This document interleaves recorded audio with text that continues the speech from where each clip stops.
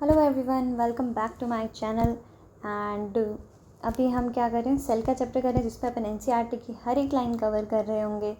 Introduction वाला part, diagrams, every single thing, even the summary too. So अगर आपने part 1 नहीं देखा इसका तो ज़रूर देखिएगा।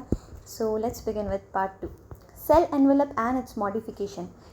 इसकी अगर अपन बात करें, most prokaryotic cell particularly the bacterial cell have a chemically complex cell envelope.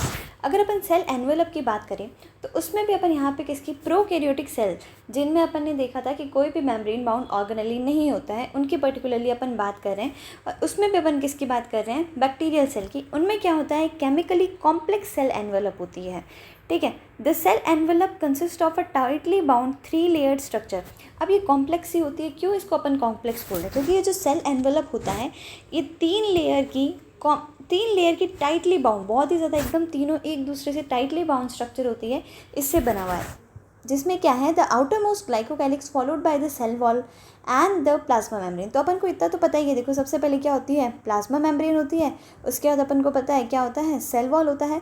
तो इसमें क्या होता है, इसके सेल वॉल के बाहर होता है ग्लाइकोकैलिक्स। तो ये होगी प्लाज्मा मेम्ब्रेन, ये होगी सेल वॉल, एंड इसके बाहर इनमें क्या पाई जाती है, glycocalyx. Although each layer of the envelope performs distinct function. अब क्या है, हर एक जो लेयर है, मान लो ये लेयर है तो इसका फंक्शन कुछ अलग होएगा।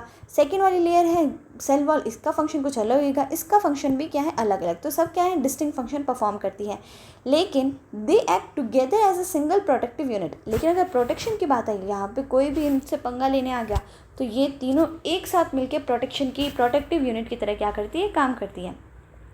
Bacteria can be classified into 2 groups. अब बैक्टीरिया को जो मैं क्या कर सकते हैं, हम 2 ग्रुप्स में बैक्टीरिया को अपन क्लासीफाई कर सकते हैं। ठीक है, on the basis of the difference in the cell envelopes and the manner in which they respond to the staining procedure developed by Gram group। अब देखो, दो अपन ग्रुप्स में कैसे डिवाइड कर सकते हैं बैक्टीरिया को। सबसे पहले तो अपन एक ग्रुप ऐसा कि ग्लाइकोकैलिक्स इनमें किस तरीके की है, मतलब एक तो होती है लूज ग्लाइकोकैलिक्स, एक होती है एकदम कैप्सूल की तरह थिक टाइट टफ। तो उसके बेसिस पे अपन एक तो डिवाइड कर सकते हैं, and second upon gram staining के बेसिस पे क्या कर सकते हैं, इनको डिवाइड कर सकते हैं कि स्टेनिंग प्रोसीजर में ये किस तरीके से रिस्पॉन्ड कर रहे हैं। तो क्या लिखा हुआ है, those that take up the gram stain are gram positive. तो देखो, ग्राम एक साइंटिस्ट थे, ये एक प्रोसीजर करते थे। अगर वो स्टेन उनमें रह गया तो उसको तो अपन ग्राम पॉजिटिव बोलेंगे कि हाँ यार इसने तो रख लिया तो ग्राम पॉजिटिव हो गया। And the others that do not are called gram negative bacteria. और जो ग्राम स्टेन नहीं रखते थे, मतलब ग्राम जी फिर उनको वॉश करके वापस देखते थे, अगर ग्राम स्टेन रख लिया तो ग्राम पॉजिटिव, अगर नहीं रखा तो क्या कह देंगे, ग्राम नेगेटिव बैक्टीरिया कह देंगे। अब अपन देखते हैं ग्लाइकोकैलिक्स के हिसाब से अपन ने कैसे डिफर किया। Glycocalyx differ in composition and thickness among different bacteria. अब ऐसा नहीं कि हर बैक्टीरिया में एक जैसी ग्लाइकोकैलिक्स मिलेगी, अलग अलग बैक्टीरिया में, डिफरेंट बैक्टीरिया में ग्लाइकोकैलिक्स का कंपोजिशन एंड ग्लाइकोकैलिक्स की जो थिकनेस है ये डिफरेंट होगी। It could be a loose sheet called slime layer in some. अब हो सकती है किसी किसी में एकदम लूज शीट जैसी, वैसे जैसे अपन स्लाइम नहीं गिचपिच सी होती है वैसी भी हो सकती है। वाइल ऐसा भी हो सकता है कुछ में कि ये बहुत ज़्यादा थिक हो और टफ हो, कॉल्ड द कैप्सूल। अब थिक और टफ चीज़ को अपन क्या कह सकते हैं, ये थिक है और टफ है, इसको क्या कहेंगे, कैप्सूल कहेंगे। इस तरीके की भी हो सकती है। The cell wall determine the shape of the cell.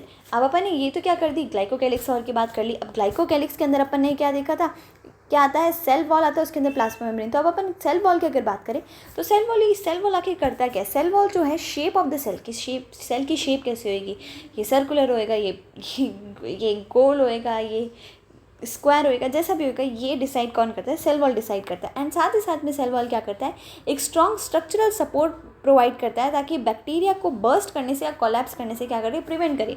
अब देखो, कोई भी चीज़ अगर बर्स्ट करनी होगी तो वो फूटती कैसे, बहुत ज़्यादा अंदर से बाहर की तरफ क्या लगाएगी, वो प्रेशर लगाएगी तभी तो फूटेगी।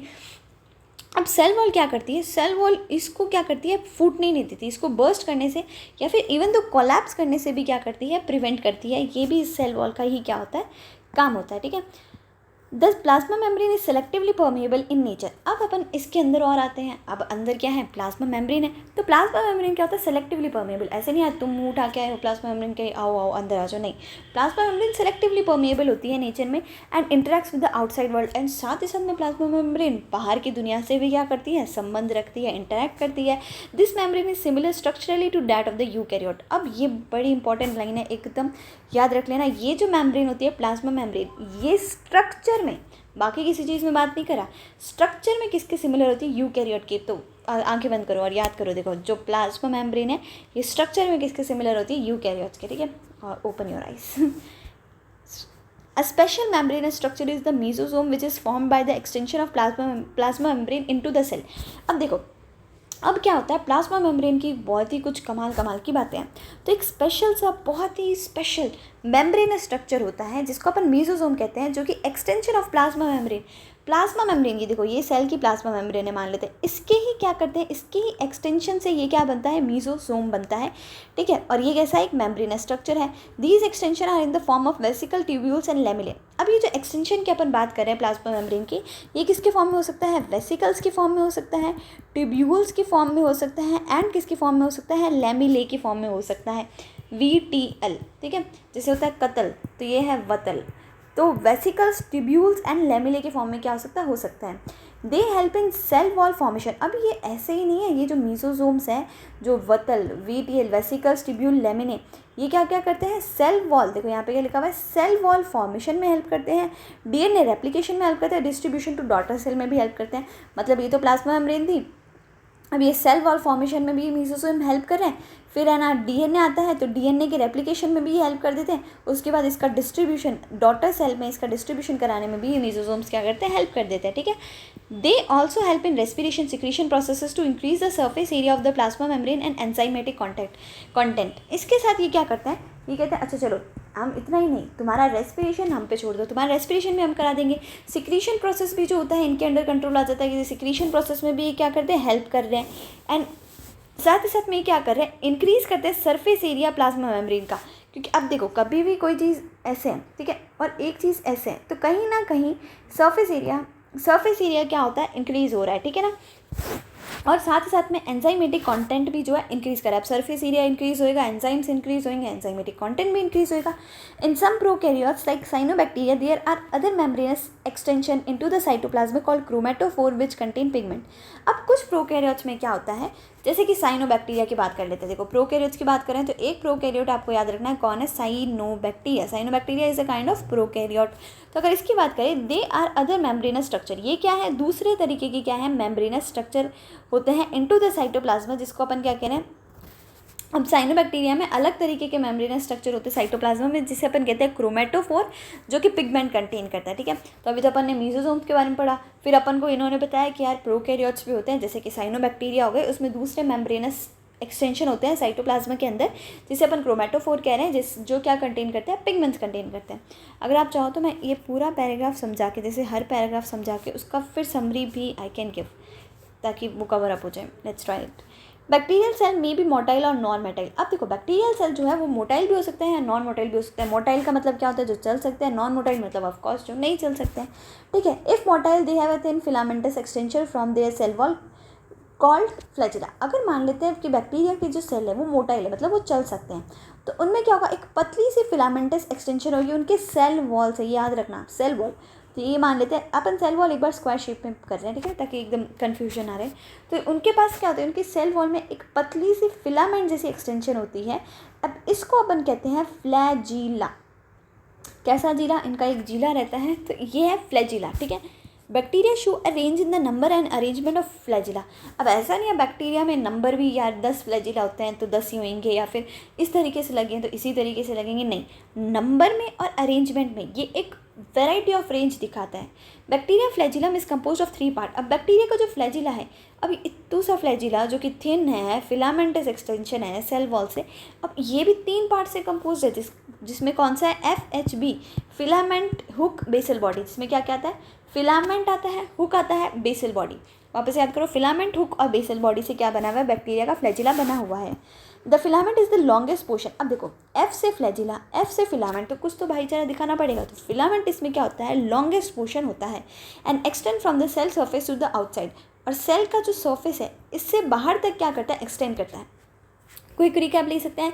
बैक्टीरियल सेल जो होता है मोटाइल भी हो सकता है, नॉन मोटाइल भी हो सकता है। अगर मोटाइल होएगा तो थिन फिलामेंटस एक्सटेंशन होएगी सेल वॉल से, जिसे अपन फ्लैजिला कहेंगे। बैक्टीरिया एक नंबर ऑफ रेंज बैक्टीरिया क्या दिखाता है, एक रेंज दिखाता है नंबर में भी और अरेंजमेंट में भी। फ्लैजिला के बैक्टीरिया फ्लैजिला जो होता है 3 पार्ट से कंपोज है, फिलामेंट, हुक, बेसल बॉडी। जो फिलामेंट है वो सबसे लंबा पार्ट है एंड एक्सटेंड करता है सेल सर्फेस से बाहर तक, ठीक है। Beside flagella, pili and fimbriae are also surface structure of the bacteria but do not play a role in motility. अब देखो सर्फेस स्ट्रक्चर में अपन को 3 चीज़ें पता चल गई। एक तो है फ्लैजिला जो अपन पढ़ चुके हैं, फिलामेंट, हुक, बेसल बॉडी जिस पे पाई जाती है। दूसरे तीसरे हैं पिलाई एंड फिम्ब्रियाई। क्या है पिलाई एंड फिम्ब्रियाई, ये दोनों में क्या है सरफेस स्ट्रक्चर है। अब जैसे फ्लैजिला तो क्या कर रहा था, मोटिलिटी में हेल्प कर रहा था, लेकिन ये जो पिलाई और फिम्ब्रियाई है ये मोटिलिटी में बहुत बार क्वेश्चन पूछा जाता है, ये मोटिलिटी में 1% भी क्या करते हैं, रोल नहीं प्ले करते हैं, बिल्कुल भी रोल प्ले नहीं करते हैं। The pili are elongated tubular structure made of special protein. अब जो ये पिलाई होती है ये क्या होती है, इलोंगेटेड, लंबी सी ट्यूबुलर, ट्यूब जैसी क्या होती है स्ट्रक्चर होती है। अब ये जो लंबी सी ट्यूब जैसी स्ट्रक्चर है ये स्पेशल प्रोटीन से बनी हुई है, क्योंकि पी वाले लोग स्पेशल ही होते हैं, याद रख लेना, ठीक है ना। तो पी से पिलाई और पी से स्पेशल प्रोटीन से क्या होती है, बनी होती है। The fimbriae are small bristle like fibres sprouting out of the cell. अब जो फिम्ब्रियाई होती है ये छोटे छोटे ब्रिसल पता है, छोटे छोटे ब्रिसल जैसे स्ट्रक्चर होते हैं जो कि सेल से क्या होते हैं, बाहर क्या करते हैं, स्प्राउट करते हैं। और ये किसकी तरह होते हैं, फाइबर्स की तरह। तो फिम्ब्रियाई फाइबर्स की तरह होते हैं, छोटे छोटे ब्रिसल जैसे, जो कि सेल से बाहर स्प्राउट करते हैं। In some bacteria they are known to help attach the bacteria to rocks in the stream and also to the host tissue। अब फिम्ब्रियाई क्या करता है, इस तरीके की कोई चीज़ है तो वो चिपकने में तो हेल्प कर ही जाएगी। तो कुछ बैक्टीरिया, सभी में नहीं लिखा हुआ, कुछ बैक्टीरिया में ये क्या किस लिए जानी जाती है कि ये हेल्प करती है बैक्टीरिया को अटैच करने में। कहाँ पे, रॉक्स इन द स्ट्रीम्स में जो रॉक्स है उनसे अटैच कराती है, साथ ही साथ में होस्ट टिश्यू से भी क्या करती है, अटैचमेंट प्रोवाइड करती है, ठीक है। अब अपन पढ़ रहे हैं राइबोसोम्स एंड इंक्लूजन बॉडीज़ के बारे में। तो अगर इसकी अपन बात करें, in prokaryotes ribosome are associated with the plasma membrane of the cell. अगर अपन प्रोकैरियोट्स की बात करें तो प्रोकैरियोट्स में जो राइबोसोम है ये किससे एसोसिएटेड रहता है, सेल की प्लाज्मा मेम्ब्रेन से एसोसिएटेड रहता है। बाकी तो देखो ये मान लो प्लाज्मा मेम्ब्रेन है तो यहाँ पे इससे ही क्या रहेगा, कहीं ना कहीं इससे ही एसोसिएटेड रहता है प्रोकैरियोट्स में। They are about 15 nanometer by 20 nanometer, ठीक है, याद रखना इसका साइज 15 नैनोमीटर, 2 नहीं लिखा हुआ पता नहीं, बाय 20 नैनोमीटर साइज होता है इनका साइज में। And are made of 2 subunits 50 and 30s which are present together form 70s prokaryotic ribosome. अब देखो क्या होता है, ये जो होते हैं ये 2 सब यूनिट्स की बनी होती है। अब एक राइबोसोम 2 सब यूनिट्स का बना होता है। एक सब यूनिट प्रोकैरियोट की बात करें यहाँ पर, ठीक है ना, एक सब यूनिट है 30s और एक है 50s, दोनों को मिला के कितना बनता है 70s।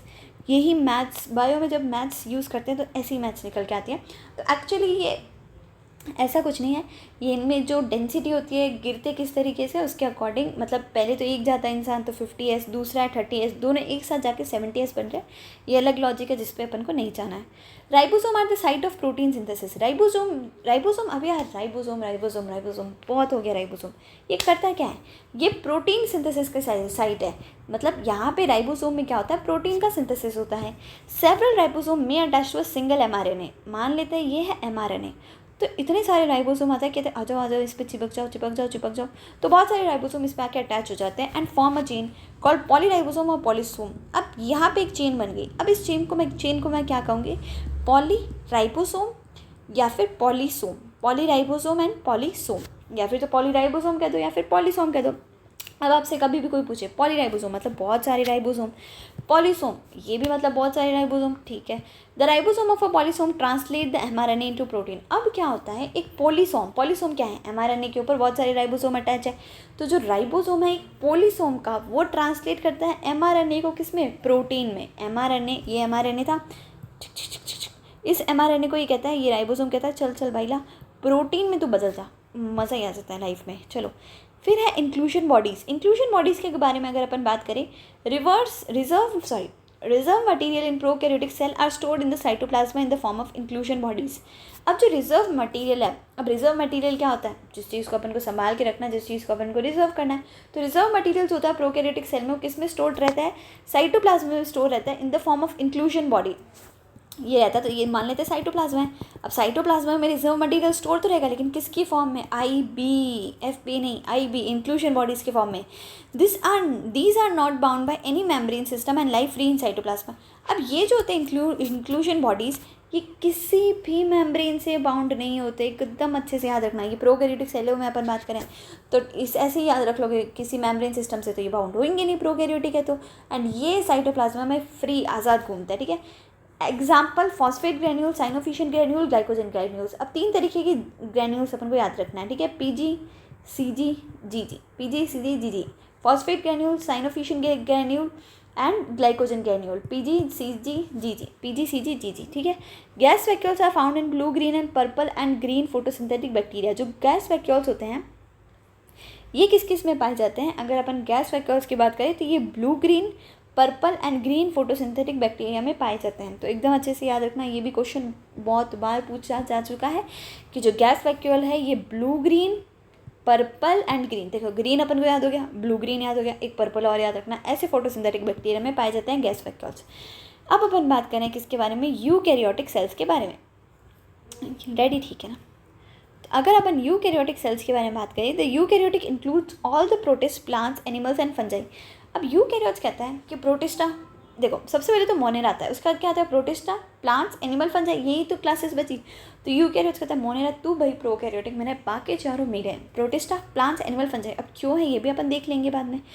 In eukaryotic cells, there is an extensive compartmentalization of cytoplasma through the presence of membrane-bound organelles. अब यूकैरियोटिक में क्या होता है? यूकैरियोटिक सेल में एक एक्सटेंसिव कंपार्टमेंटलाइजेशन होता है। मतलब इसका मतलब इतना भारी वर्ड, ये साइटोप्लाज्मा है, ये ऐसा नहीं है चीज़ें इसमें खुली ऐसी ही घूम रही है, नहीं। एक एक्सटेंसिव कंपार्टमेंट, या तेरा कंपार्टमेंट ये मेरा, ये तेरा, ये मेरा, ये इस तरीके से रहता है। अभी रहता कैसे है? Through the presence of membrane bound organelles. इसमें देखो जैसे माइटोकॉन्ड्रिया है, ये मेम्ब्रेन बाउंड हो गया, ER है, ये मेम्ब्रेन बाउंड हो गया। तो यहाँ पे क्या होता है? एक एक्सटेंसिव कंपार्टमेंटलाइजेशन होता है। Eukaryotic cell possesses an organized nucleus with a nuclear envelope. अब यूकैरियोटिक सेल जो होता है ये क्या पोजेस करता है? जो यूकैरियोटिक सेल होता है ये पोजेस करता है ऑर्गेनाइज्ड न्यूक्लियस। मतलब इसमें अब प्रोकैरियोटिक में तो न्यूक्लियस ऑर्गेनाइज नहीं था, लेकिन इसमें न्यूक्लियस ऑर्गेनाइज है। कैसे? क्योंकि यहाँ पे बाहर एक न्यूक्लियर एनवेलप भी पाई जाती है न्यूक्लियस के। In addition eukaryotic cell have a variety of complex locomotory and cytoskeletal structures. इसके साथ ही साथ जो यूकैरियोटिक सेल है इनमें variety of complex locomotory and cytoskeletal, मतलब लोकोमोटरी मतलब जो चलने में, लोकोमोशन में काम आता है चलने में। तो इसमें कॉम्प्लेक्स से क्या होता है? लोकोमोटरी, एंड साथ ही साथ में साइटोस्केलेटल स्ट्रक्चर जो अपन आगे पढ़ेंगे लास्ट में वो भी देखने को मिलते हैं। Their genetic material is organize into chromosome. अब इनका जो यूकैरियोट्स का जो जेनेटिक मटेरियल होता है जो कि DNA है वो किस में ऑर्गेनाइज रहता है? वो किस में ऑर्गेनाइज रहता है? क्रोमोसोम में ऑर्गेनाइज रहता है। याद रखना, DNA जेनेटिक मटेरियल जो है यूकैरियोट्स का वो उनके क्रोमोसोम में ऑर्गेनाइज रहता है। All eukaryotic cells are not identical. Plants and animal cells are different as the former possesses cell wall, plastid and a large central vacuole which are absent in animal cells। देखो बहुत ही simple सा है कि जितने भी eukaryotic cell है, ऐसा नहीं है कि यार तुम तो यूकैरियोटिक सेल हो तो तुम भी ऐसे ही दिखोगे, तुम भी ऐसे ही दिखोगे, नहीं। कुछ चीज़ें डिफरेंस होता है। मान लेते हैं ये प्लांट का सेल है और ये मान लेते हैं एनिमल का सेल है, ठीक है। तो प्लांट सेल जो होता है ये प्लास्टिड, एक तो प्लास्टिड क्या करता है? पजेस करता है। साथ ही साथ में एक बड़ा सा सेंट्रल वैक्यूल, बहुत ही बड़ा सा सेंट्रल वैक्यूल पजेस करता है। एंड उसके साथ क्या पजेस करता है? सेल वॉल एनिमल सेल में तो एब्सेंट रहती है, अपन को पता है, ठीक है। अब ये तीनों ही चीज़ें जो कि है प्लास्टिड, बीच में बड़ा सा सेंट्रल वैक्यूल और ये सेल वॉल, ये तीनों ही किस में रहती है? एब्सेंट, एनिमल सेल में एब्सेंट रहती है। On the other hand animal cell have centrioles which are absent in almost plant cell. अब देखो ऑलमोस्ट ऑल प्लांट सेल, मतलब एकदम क्या लिखा हुआ है? Almost all plant cell. अब एनिमल सेल को भी कुछ ना कुछ तो अपना भी दिखाना पड़ेगा जलवा। तो एनिमल सेल कहते हैं तुम्हारे पास ये है, हमारे पास सेंट्रियोल है जो तुम में से ज़्यादातर में दिखेगा ही नहीं, ठीक है ना। अब तो एनिमल सेल में क्या दिख गया? सेंट्रियोल। अब ये भी अपन देख लेते हैं। Plant cell and animal cell, हालांकि इस डायग्राम से तो कभी ऐसा क्वेश्चन दिखा नहीं, but plant cell and animal cell दिया हुआ है जिसमें अपन चीज़ें देख लेंगे। रफ एंडोप्लाज्मिक रेटिकुलम है। रफ क्यों कहते हैं? क्योंकि इसमें राइबोसोम अटैच रहता है। यहाँ पे अपन को दिख रहा है लाइसोसोम बैठा है, ठीक है। बीच में यहाँ पे देखो इसमें देखो ये प्लांट सेल है चूँकि, तो देखो न्यूक्लियस कहाँ दिख रहा है? साइड में, पेरीफेरी में दिख रहा है, ठीक है। बीच में बड़ी सी चीज़ क्या है? वैक्यूल है। यहाँ पे मिडिल लैमेला। न्यूक्लियस के अंदर न्यूक्लियोलस देखने को मिल जाएगा। यहाँ नीचे गोल्जी अपैरेटस देखने को मिल जाएगा। न्यूक्लियर एनवेलप से कवर रहता है। बाहर अपना प्लाज्मा मेम्ब्रेन है, उसके बाहर सेल वॉल है। अब अंदर माइटोकॉन्ड्रिया ऐसा दिखता है तो माइटोकॉन्ड्रिया ही दिख जाएगा। इसके पास अगर अटैच रह रहा है ये राइबोसोम है। यहाँ पे क्लोरोप्लास्ट है, क्लोरोफिल जो पोजेस करता है। ये साइटोप्लाज्मा है हमारा। ये परऑक्सीजोम, ये भी काफ़ी अच्छा है, ये परऑक्सीजोम है।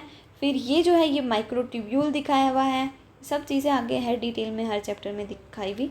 ये है प्लाज्मोडेस्माटा और यहाँ पे अपन को दिखता है smooth endoplasmic reticulum. Smooth endoplasmic, ठीक है, स्मूथ एंडोप्लाज्मिक रेटिकुलम में कोई भी राइबोसोम नहीं, इसलिए स्मूथ है। अब एनिमल सेल का फटाफट देख लेते हैं, इससे कुछ खास है नहीं। देखो यहाँ पे माइक्रोविलाई प्रेजेंट है, प्लाज्मा मेम्ब्रेन है बाहर, ये सेंट्रियोल दिखाया हुआ है जो कि अपन को पता है सिर्फ एनिमल सेल में, प्लांट सेल में जो कि प्रेजेंट नहीं होता है सेंट्रियोल, ठीक है ना, अच्छे से देख लो। अब एनिमल सेल में भी पेरोक्सोसोम अपन को देखने को मिल जाता है, ये राइबोसोम, लाइसोसोम, राइबोसोम, माइटोकॉन्ड्रियन, ये रफ एंडोप्लाज्मिक रेटिकुलम, ये cytoplasm, nucleus, nucleolus, nuclear envelope, smooth endoplasmic reticulum. देखो ऐसा सच कुछ ज़्यादा गोल्जी अपैरेटस, ठीक है। एक सेंट्रियोल यहाँ पे याद रख लेना, कुछ ऐसा ज़्यादा चेंज है नहीं, और इधर मिडिल लैमेला प्रेजेंट था, ये भी देखना है, ठीक है।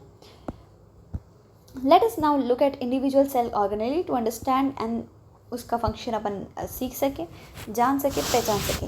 सबसे पहले अपन बात करें सेल मेम्ब्रेन की, ठीक है। तो the detail structure of the membrane was studied only after the advent of electron microscope in 1950s। अब देखो जो डिटेल में स्ट्रक्चर अगर अपन को देखना था सेल मेम्ब्रेन भाई एक्चुअली कैसी है, क्या है इस सेल मेम्ब्रेन के अंदर, ये पतली सी एक लाइन जैसी ही है या फिर इसके अंदर भी कुछ है, ये 1950s में ही हुआ जब इलेक्ट्रॉन माइक्रोस्कोप क्या हो गया था, इन्वेंट हो गया था। Meanwhile, chemical studies on the cell membrane, especially in human red blood cell, enabled the scientists to deduce the possible structure of plasma membrane. लेकिन उस दौरान क्या चल रहा था, केमिकल स्टडीज़ चल रही थी। अभी ऐसे इलेक्ट्रॉन माइक्रोस्कोप जितना इन्वेंशन हुआ नहीं था, तो केमिकल स्टडीज़ कर रहे थे सेल मेम्ब्रेन पे, स्पेशली किस पे, ह्यूमन के रेड ब्लड सेल RBC पे, ठीक है। Enabled the scientist to deduce, अब साइंटिस्ट को कहीं ना कहीं पता चल गया था बेसिक प्लाज्मा मेम्ब्रेन का स्ट्रक्चर यही होएगा, ठीक है। The study showed that the cell membrane is mainly composed of lipids and protein. अब इन्हीं स्टडीज़ ने ये बताया था, इन स्टडीज़ ने जो साइंटिस्ट ने की थी केमिकल स्टडीज़, ठीक है, इन स्टडीज़ ने ये बताया कि जो सेल मेम्ब्रेन है ये मेनली LNP किसकी, लिपिड्स एंड प्रोटीन्स की ही क्या है, बनी हुई है। द मेजर लिपिड है phospholipid that are arranged in a bilayer, और उसमें भी जो मेजर लिपिड अपन को देखने को मिलता है, ये मेजर लिपिड कौन सा, फॉस्फोलिपिड। ये पी मैंने कहा ना, पी नाम अलग ही है, तो यहाँ पे क्या है, मेजर लिपिड कौन सा होता है, फॉस्फोलिपिड से बनी हुई है, और ये किस में अरेंज रहता है, बाइलेयर, 2 लेयर्स में क्या रहते हैं, अरेंज रहते हैं, ठीक है। देखेंगे कैसे कैसे। Also the lipids are arrange within the membrane with the polar heads towards the outer side and the hydrophobic tail towards the inner part। देखो ऑल्सो जो लिपिड होते हैं कैसे अरेंज रहते हैं, पोलर हेड जो होता है वो तो बाहर की तरफ होता है, एंड हाइड्रोफोबिक टेल जो होती है वो अंदर की तरफ। पोलर हेड मतलब जिसको पानी से प्यार हो, हाइड्रोफोबिक मतलब इसको पानी से बिल्कुल प्यार नहीं है, डरता है पानी से, तो ये अंदर की तरफ है। तो ऐसे ऐसे ऐसे ऐसे अंदर की तरफ हाइड्रोफोबिक टेल है और बाहर की तरफ पोलर हेड है, ठीक है। This ensure that the non polar tail of unsaturated hydrocarbon is protected by the aqueous environment. अब ये चीज़ क्या इंश्योर करती है कि जो नॉन पोलर टेल है, ये जो टेल है इनकी कैसी होती है, नॉन पोलर, हेड पोलर है और टेल कैसी है, नॉन पोलर है। और ये हाइड्रोकार्बन किस तरीके से, सैचुरेटेड, याद रखना अनसैचुरेटेड नहीं है। अनसैचुरेटेड क्या है, जिसमें डबल बॉन्ड होता है, तो ये सैचुरेटेड हाइड्रोकार्बन का होता है, एंड ये प्रोटेक्टेड कैसे रहता है, एक्वस एनवायरनमेंट से प्रोटेक्टेड रहता है, इस तरीके के अरेंजमेंट होने की वजह से। In addition to phospholipid membrane also contain cholesterol. इसके साथ ही साथ में क्या होता है, फॉस्फोलिपिड के साथ साथ में मेम्ब्रेन के पास कोलेस्ट्रॉल भी होता है, कोलेस्ट्रॉल, ठीक है। Later biochemical investigation clearly revealed that the cell membrane also possess protein and carbohydrate। उसके बाद क्या हुआ, कैसे इन्वेस्टिगेशन हुई, पूछा जाएगा। बायोकेमिकल इन्वेस्टिगेशन हुई, कैसी इन्वेस्टिगेशन हुई, बायोकेमिकल इन्वेस्टिगेशन हुई, जिसने क्लियरली ये रिवील कर दिया कि जो सेल मेम्ब्रेन है ये साथ ही साथ में क्या पजेस करता है, प्रोटीन भी पजेस करता है एंड कार्बोहाइड्रेट भी पजेस करता है। देखो लिपिड प्रोटीन अपन बात कर ही चुके थे, बायोकेमिकल ने भी कह दिया प्रोटीन एंड कार्बोहाइड्रेट प्रोड्यूस पजेस करता है। The ratio of protein and lipid varies considerably in different cell types. जो रेशियो होता है प्रोटीन एंड लिपिड का वो अलग अलग सेल टाइप में अलग है, ऐसा नहीं 50-50 तो लिपिड है 50% प्रोटीन नहीं, अलग अलग सेल टाइप में अलग अलग होता है। In human beings the membrane of erythrocyte have approximately 52% protein and 40% lipid. अब एराइथ्रोसाइट किसको कह रहे हैं, RBC को कह रहे हैं। तो ह्यूमन बींग्स में अगर बात करें तो 52% तो प्रोटीन होता है और 40% लिपिड। अब आप 52 और 40 तो याद रख लोगे, अब ये कैसे याद रखोगे कि प्रोटीन कितना लिपिड कितना है। तो मैंने हमेशा कहा ना, पी नाम बड़ा खतरनाक है, पी हमेशा आगे रहता है। तो 52 तो क्या होगा, प्रोटीन होएगा, एंड 40% क्या पाया जाता है, लिपिड पाया जाता है, ठीक है। Depending on the ease of extraction membrane protein can be classified as integral and peripheral. अब देखो मेम्ब्रेन में जो प्रोटीन्स प्रेजेंट है इसको अपन इंटीग्रल और पेरिफेरल दो तरीके से क्या कर सकते हैं, क्लासीफाई कर सकते हैं। किस बेसिस पे, ईज ऑफ एक्सट्रैक्शन कितनी इजीली अपन इसका कर सकते हैं उस बेसिस पे, ठीक है। Peripheral protein lie on the surface of the membrane while integral protein are partially और totally buried in the membrane. अब देखो जो पेरिफेरल प्रोटीन है यहाँ पे देखो दिखाया हुआ भी है, ये पेरिफेरल प्रोटीन है, ये तो सरफेस पे लाई कर रहे हैं, सरफेस के ऊपर, किसको तो मैं ऐसे खींच के निकाल दूँ, पेरिफेरल है। वाइल इंटीग्रल प्रोटीन जो है या फिर तो देखो या फिर तो पार्शियली या फिर टोटली क्या रहेंगे, बरीड रहेंगे किसके अंदर, मेम्ब्रेन के अंदर, ठीक है। अब ये फ्लूइड मोज़ेक मॉडल जो अगर आप आगे डिस्कस करेंगे ये दिखाया हुआ है, इसमें देखो क्या क्या है। कोलेस्ट्रॉल अपन ने पढ़ा था कि कोलेस्ट्रॉल प्रेजेंट होता है, चलो ठीक है, कोलेस्ट्रॉल तो अपन को मिल गया। इसके बाद ये शुगर, कार्बोहाइड्रेट अपन ने कहा था प्रेजेंट होता है, तो ये शुगर देखो किस तरीके से ये शुगर निकला हुआ है, मतलब देख रहे हो, तो शुगर भी प्रेजेंट है। पेरिफेरल प्रोटीन अपन ने देख लिया, इंटीग्रल प्रोटीन अपन ने देख लिया, और ये है फॉस्फोलिपिड की बाइलेयर, देखा तुमने। अरे ये देखो, ये तो है पोलर हेड जो कि बाहर की तरफ है, और ये है हाइड्रोफोबिक टेल जो कि क्या है, अंदर की तरफ है, ताकि एक्वस एनवायरनमेंट से प्रोटेक्शन मिलती रहे, ठीक है। अब अपन आगे बात करते हैं।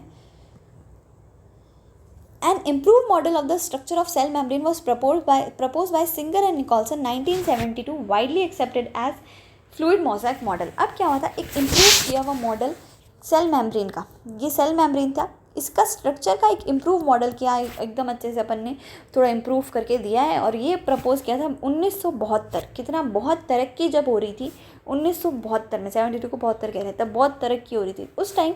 Singer ji and Nicolson ji गाना गाते हुए, एक निकोलसन साहब थे, सिंगर एंड निकोलसन जी ने ये क्या किया था, प्रपोज किया था, जिसको आज अपन वाइडली एक्सेप्ट भी किया जाता है ये, और इसको अपन क्या कहते हैं, फ्लूइड मोज़ेक मॉडल, क्या कहते हैं, FM model, fluid mosaic model. According to this, the quasi-fluid nature of lipid enables lateral movement of protein within the overall bilayer। अब फ्लूइड मोज़ेक मॉडल के अकॉर्डिंग अगर अपन बात करें तो लिपिड का नेचर कैसा है, क्वासी फ्लूइड पूछा जाएगा, लिपिड का नेचर कैसा है, क्वासी फ्लूइड, या फिर क्वासी फ्लूइड नेचर किसमें, इसका लिपिड का है। Enables the lateral movement of protein, तो ये जो प्रोटीन है इसका लेटरल मूवमेंट, लेटरली क्या करा देता है, मूवमेंट करा देता है, ये लिपिड का फ्लूइड नेचर होना, ठीक है, क्वासी फ्लूइड नेचर होना। ओवरऑल बाइलेयर, जितनी भी पूरी बाइलेयर है उसके ओवरऑल में, this ability to move within the membrane is major at fluidity. अब ये जो एबिलिटी है कि अपन मेम्ब्रेन के अंदर मूव कर पा रहे हैं, इससे ही अपन किसका क्या कह देते हैं, फ्लूइडिटी, इस मेजर को अपन क्या कहते हैं, fluidity. The fluid nature of the membrane is also important from the point of view of function like cell growth, formation of intercellular junction, secretion, endocytosis, cell division etcetera.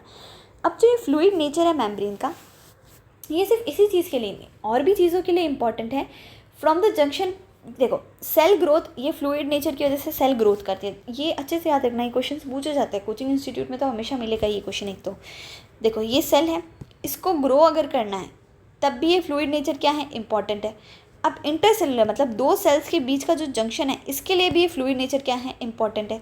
Secretion, किसी चीज़ को अपन secrete करते हैं तो इस secretion के लिए भी ये फ्लूइड नेचर क्या है, इंपॉर्टेंट है। एंडोसाइटोसिस, एंडोसाइटोसिस मतलब पता है कि सेल के अंदर निगल लेना, अंदर ले लेनी चीज़, उसके लिए भी ये इंपॉर्टेंट है। एंड साथ ही साथ में सेल, जब सेल ग्रो करेगा तो सेल को डिवाइड भी करना पड़ेगा, इसके लिए भी क्वासी फ्लूइड नेचर क्या है, इंपॉर्टेंट है मेम्ब्रेन का। तो मेम्ब्रेन का नेचर कैसा पता चल गया, फ्लूइड है। One of the most important function of the plasma membrane is the transport of molecule across it। अब जो प्लाज्मा मेम्ब्रेन है, इसका एक जो सबसे इम्पॉर्टेंट फंक्शन जो है वो क्या है, ये मॉलिक्यूल का ट्रांसपोर्ट कराता है। ये जो मान लेते हैं ये प्लाज्मा मेम्ब्रेन है, ये अपने अक्रॉस मॉलिक्यूल्स का क्या कराता है, ट्रांसपोर्ट कराता है। सबसे इम्पॉर्टेंट, मोस्टली यही एक इम्पॉर्टेंट चीज़ है प्लाज्मा मेम्ब्रेन की। The membrane is selectively permeable to some molecules present on either side. अब जो ये मेम्ब्रेन होती है सेलेक्टिवली परमिएबल होती है किसके लिए, कुछ मॉलिक्यूल्स के लिए, जो कि इस साइड पे भी प्रेजेंट है, इस साइड पे भी। ऐसा नहीं कि अच्छा तेरे को देखा कि इसको देखा, इसको भी कह दे तू आ जा, इसको भी कह दे तू आ जा, इसको भी कह दे तू आ जा, नहीं। मेम्ब्रेन कहती है नहीं यार, मेरा यही भाई बंधु है, तू अंदर आ सकता है, और अंदर से कहता है कि अच्छा चलो तू है तो तू एक बाहर जा सकता है। तो इस तरीके से होता है कि हर किसी को नहीं, सेलेक्टिवली क्या होता है, परमिएबल होता है membrane. Many molecules can move briefly across the membrane without any requirement of energy and this is called passive transport। अब देखो बहुत सारे molecules ऐसे जिसे एनर्जी की ज़रूरत ही नहीं होती, बिल्कुल भी बिना एनर्जी की रिक्वायरमेंट के लिए, बिना एनर्जी की requirement briefly across the membrane, membrane के अक्रॉस ब्रीफली चले जाते हैं, अंदर बाहर, इन्हें कोई ज़रूरत नहीं है तुम्हारे किसकी परमिशन की, तो सीधे चले जाएंगे। अब ऐसा ट्रांसपोर्ट, अब इसमें ये क्या है, सोते सोते भी आए, उठे आए, कैसे भी आए, तो ये क्या है, पैसिव तरीके का ट्रांसपोर्ट है, ठीक है, जिसमें कोई एनर्जी की रिक्वायरमेंट नहीं है। वो कैसा ट्रांसपोर्ट होता है, पैसिव ट्रांसपोर्ट। अब देखो क्या है, neutral solutes may move across the membrane by the process of simple diffusion. जो न्यूट्रल सॉल्यूट होते हैं, ना एसिडिक है ना बेसिक है, जो न्यूट्रल सॉल्यूट्स है वो मेम्ब्रेन के अक्रॉस सिंपल डिफ्यूजन की प्रोसेस, मतलब सिंपली डिफ्यूज़ हो रहे हैं एक जगह से दूसरी जगह, मतलब या अब ऐसे जा सकते हैं अलॉन्ग द कंसनट्रेशन ग्रेडियंट। किसके अलॉन्ग? कंसनट्रेशन ग्रेडियंट के अलॉन्ग। कंसनट्रेशन ग्रेडियंट क्या होता है? That is from higher concentration to lower, higher concentration से लोअर कंसनट्रेशन में सिंपल डिफ्यूजन के थ्रू न्यूट्रल सॉल्यूट जा सकते हैं, जा सकते हैं। Water may also move across the membrane from higher to lower, मतलब वाटर भी सिंपल डिफ्यूजन, बट वाटर के लिए अपन डिफ्यूजन वर्ड नहीं यूज़ करके ऑस्मोसिस यूज़ करते हैं। तो वाटर भी क्या करता है? कंसनट्रेशन ग्रेडियंट के अक्रॉस क्या करता है? मूव कर जाता है। Movement of water bye diffusion is called osmosis. अब जो वाटर का मूवमेंट है डिफ्यूजन के थ्रू, इसे अपन डिफ्यूजन ना करके थोड़ा सा कह देते हैं ऑस्मोसिस। क्या कहते थे? Osmosis. As the polar molecules can not pass through the non polar lipid bilayer. अब लिपिड की बाइलेयर कैसी थी? अपन ने देखा लिपिड बाइलेयर कैसी है? नॉन पोलर है। लिपिड बाइलेयर कैसी है? नॉन पोलर है। तो अब जो पोलर मॉलिक्यूल है ये तो कहता है यार शिट, अपन तो भाई भाई है ही नहीं, अगर एक भाई दूसरे भाई को तो आने देता है लेकिन भाई भाई नहीं है तो कैसे आने देगा? तो polar non polar lipid bilayer कहती है भाई पोलर मॉलिक्यूल्स हम तो तुम्हें नहीं लेंगे। तब इन्हें क्या ज़रूरत पड़ती है? एक कैरियर प्रोटीन की ज़रूरत पड़ती है ताकि फैसिलिटेट कर सके उनका ट्रांसपोर्ट मेम्ब्रेन के अक्रॉस। तो ये एक कैरियर प्रोटीन को बुलाते हैं यार तू तो प्रोटीन है, तू तो अंदर चला जाएगा, तो तुम हमको उठा के बिठा के अपने साथ ले जा। तो इस तरीके से कैरियर प्रोटीन की मदद से they require a carrier protein of the membrane to facilitate their transport across the membrane. ये कैरियर प्रोटीन होता है भी किसका? मेम्ब्रेन का ही है, और ये मेम्ब्रेन के अक्रॉस क्या करा देता है? ट्रांसपोर्ट इनका फैसिलिटेट करा देता है। अ फ्यू आयंस और molecules are transported across the membrane against their concentration gradient. कुछ आयंस और मॉलिक्यूल्स, देखो यहाँ पे क्या आ गई? आयंस की बात आ गई और मॉलिक्यूल्स की बात आ गई। ये ट्रांसपोर्ट होते हैं मेम्ब्रेन के अक्रॉस उनकी कंसंट्रेशन ग्रेडियंट के अगेंस्ट। मतलब कंसंट्रेशन ग्रेडियंट क्या था? हायर से लोअर। इसके अगेंस्ट मतलब लोअर से हायर भी क्या होते हैं? ट्रांसपोर्ट किए जाते हैं कुछ ions and molecules. Such a transport is an energy dependent process in which ATP is utilized and is called active transport, that is sodium and potassium pump. देखो इस तरीके का जो ट्रांसपोर्ट होता है इसको एनर्जी डिपेंडेंट है। अब देखो हाई से लो तो अपने आराम से आ जाएंगे रिलैक्स होते होते भी, लेकिन लो से हाई अगर अपन को जाना है, अब हाई इंसान देखो बहुत ही स्फूर्तीला इंसान है, उसको ढीला बढ़ना है कोई टास्क नहीं है, लेकिन ढीले इंसान को अगर स्फूर्तीला होना तो उसके लिए एनर्जी चाहिए होगी, ठीक है ना। तो यहाँ पे ATP क्या हो जाती है? यूटिलाइज हो जाती है। ऐसे ट्रांसपोर्ट को अपन एक्टिव ट्रांसपोर्ट बोलते हैं। उस बंदे को क्या होना पड़ेगा? एक्टिव होना पड़ेगा।